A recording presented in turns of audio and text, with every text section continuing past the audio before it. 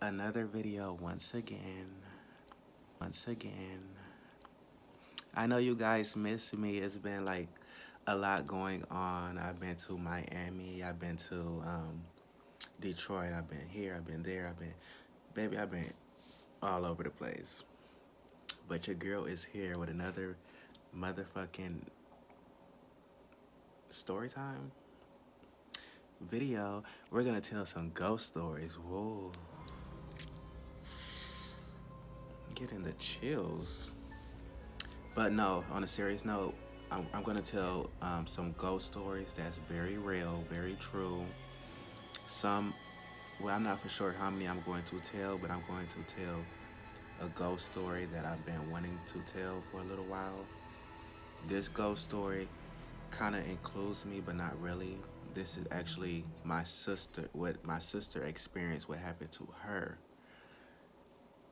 So I have to get this off my chest. This is a really good story time, and the people need to hear it. You guys need to hear it. Period. I was 14 when this happened. My sister is 3 years older than me. She was 17. So at that time, about 12 years ago, 13 years ago, my sister was a hothead. Still kind of is, but she calmed down a lot. She was a hothead. She was loose. She was wild. So one night, Saturday night, we just chilling. I got her phone. It was like a little, at that time, it was like the little flip phones or whatever. So I'm on her phone. I don't know what I'm doing. You know the little games they got. I'm just playing the little games. We sitting on the stairs at the old house we used to live in, that we grew up in. Next thing you know, the phone rang. Hello? Is Pooh here? Okay, 1 second. And then I give her the phone. She talking to the person. You know, they chatting it up. After the call, you know, I identify as male at this time. So she like, bro, whoop, this guy, he said he knew me from 2 years ago. And he wanna come pick me up and we can go to the Red Roof Hotel. Like the details, like as far as the name of the hotel, everything is real, like everything.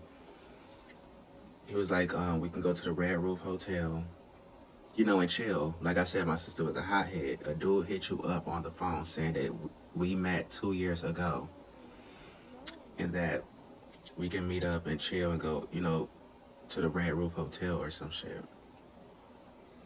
So anyway, she gave him the address. He come by. My sister had a little baby at this time, my nephew, which is, he probably was like, he was still in the car seat. Damn. He had to be like 1 at this time. It's this in the wintertime. So anyway, across the street is a friend house. So my sister went over there to get the baby and stuff. The nigga pull up. Now, mind you, I'm watching from across the street and all that. So he pull up and she come out and get in a car. When she opened the door, it's pitch black in the car. Pitch black. Cause I'm telling you, I'm looking from across the street, bitch. I don't see no lights anywhere. I just see a car pull up, no lights. So the dashboard had no lights. The car, when you open the door, it had no lights. So she just got in the car. The friend across the street, she came and put my nephew in the back seat of the car, and you know, fastened the seatbelt. She didn't see no lights either. So my sister left. They left. The whole time, the man is just, you know, facing this way like this. Music playing. But the whole time, they was riding up the street. They went to the store first. They were supposed to go to the Red Roof Hotel, but he said that he had a house around the corner. So they went to the store.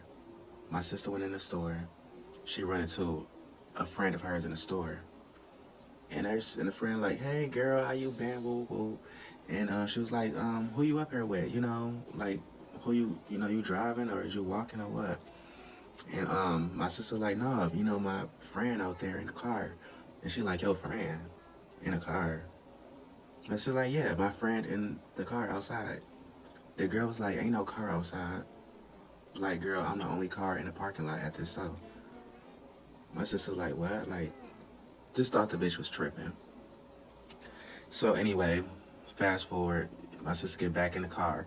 The man said he had a house right around the corner from the store. Went to his house. It's a big old green house. So this is where the scary shit come in at. She get out. No, he get out of the car, right?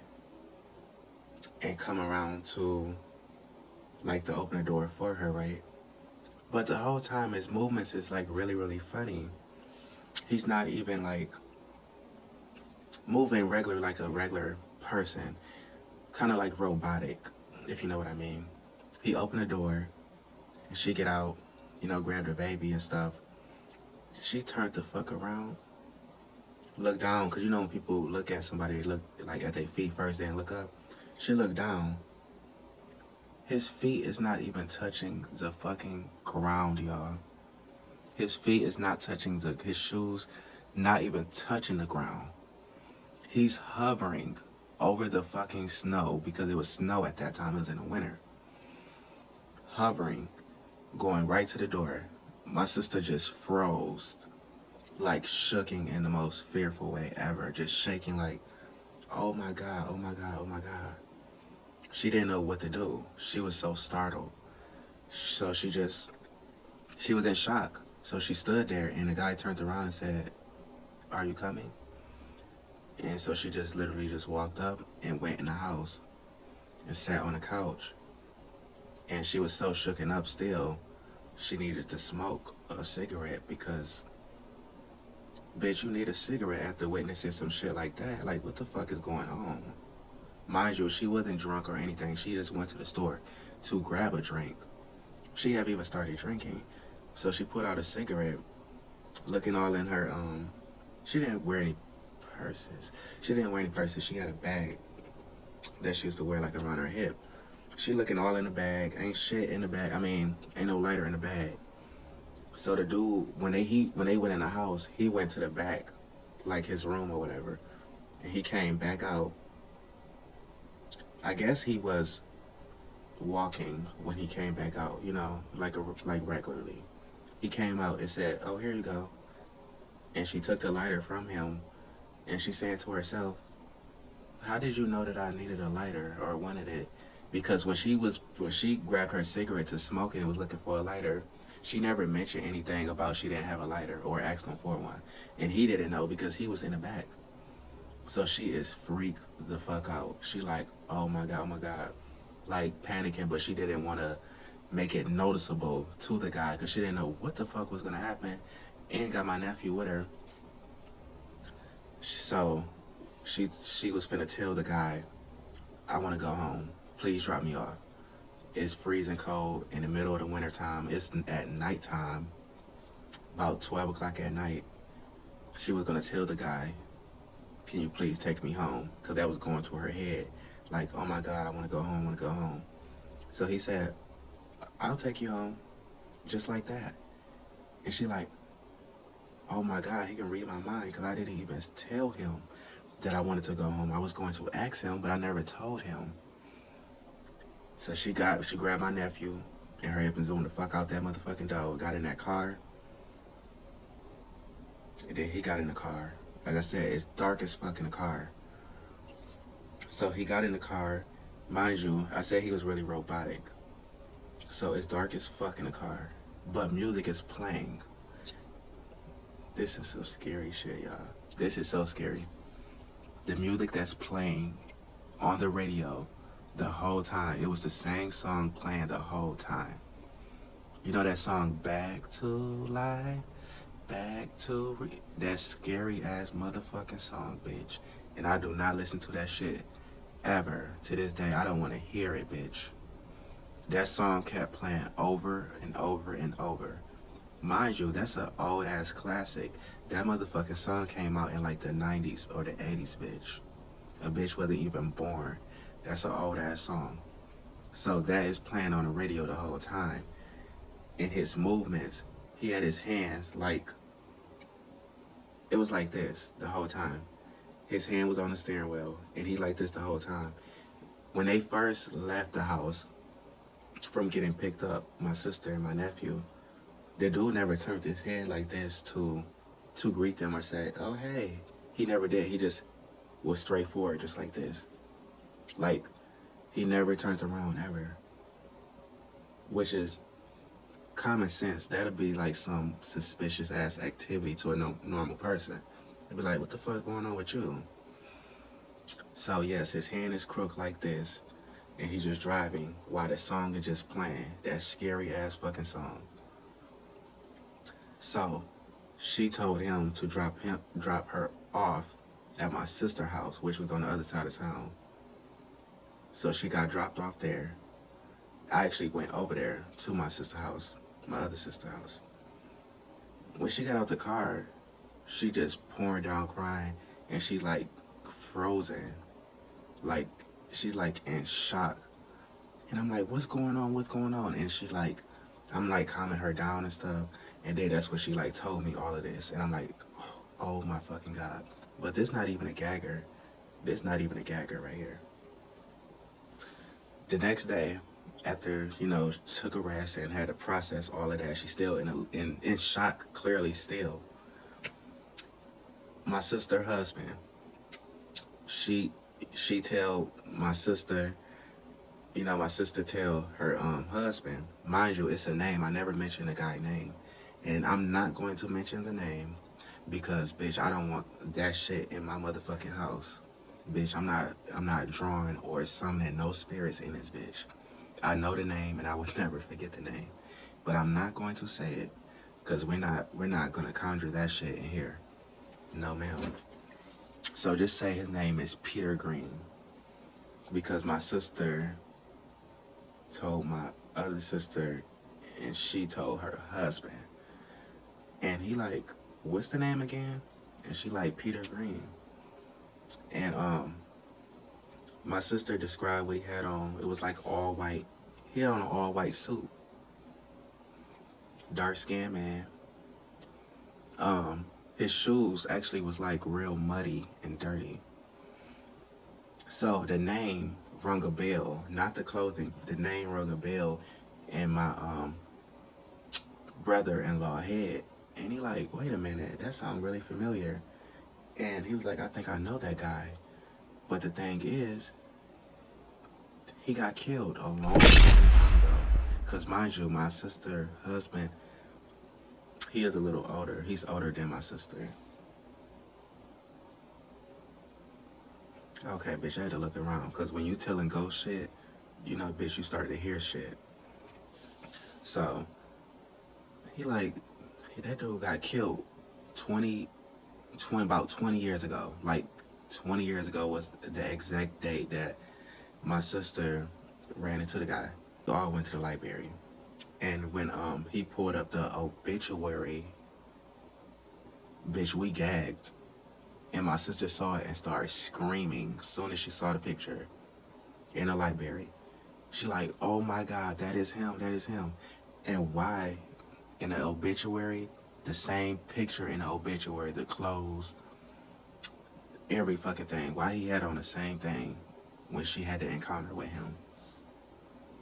Bitch, the white suit that I said was the same thing in that motherfucking obituary. That was the suit that the man got killed in.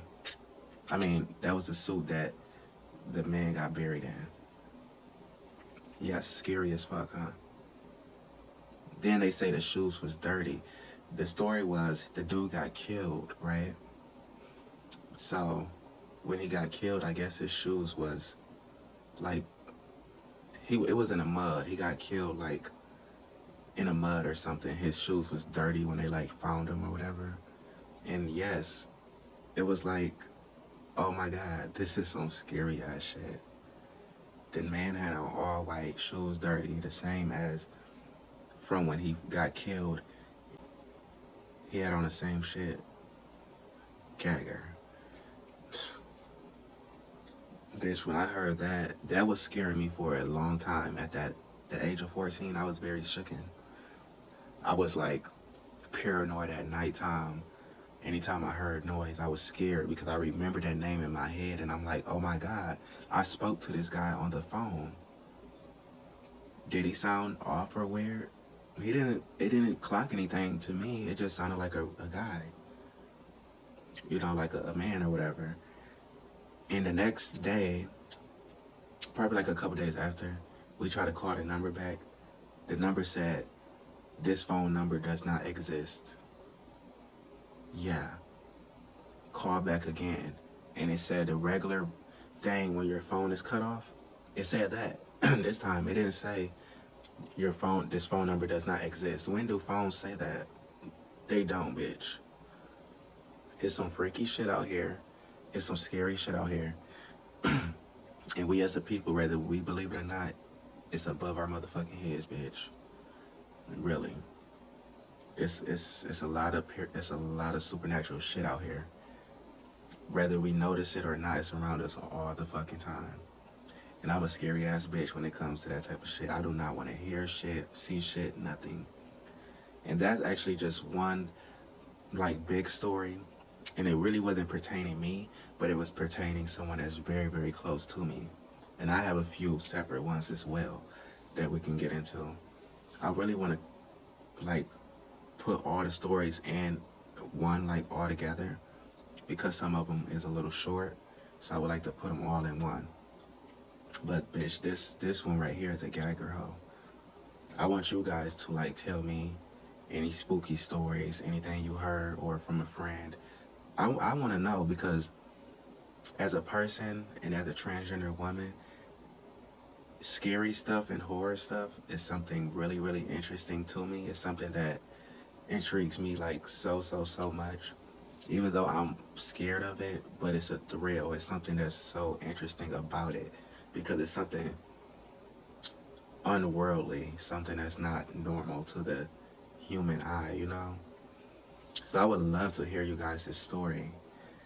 And, like the video, comment, subscribe, all that good stuff.